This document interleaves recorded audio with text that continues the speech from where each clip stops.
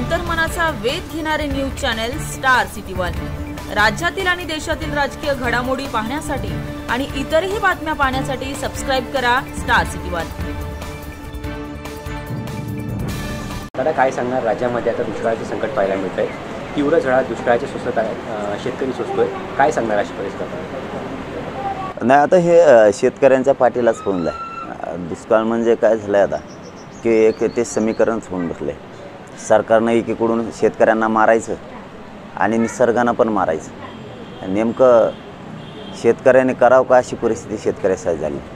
कष्ट तर रात्रंदिवस करायचे, एक तर मोबदला शेतकऱ्याला मिळतच नाही।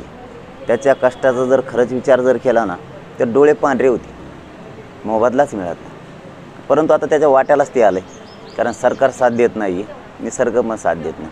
किमान आता निसर्गाने नाही दिलं तर सरकारनं तरी शेतकऱ्याला पाठबळ द्यायला पाहिजे, त्याची कर्जमाफी केली पाहिजे, पाण्याचे त्यांना तातडीने व्यवस्था केली पाहिजे, जनावरांना चारा नाही ते केला पाहिजे, पण आता करत नाही। याला आपण तरी काय करावं? पण शेतकऱ्यांनी जागरूक होणं खूप गरजेचं, टिकवायचं असेल तर शेतकऱ्यांनी जागा होणं खूप गरजेचं आहे। वारंवार तेच लोक दिल्यामुळं ते चवळ खायला लागले।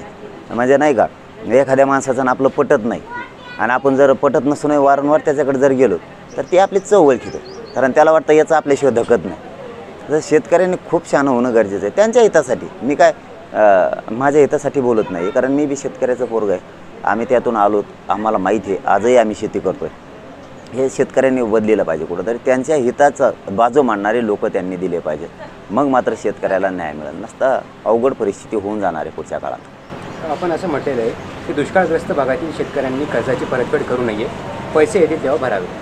मग काय चूक बोललो? मी बुडवा पैसे थोडंच म्हणलो, पैसे बुडवा कोणाचे असं म्हणलोच नाही।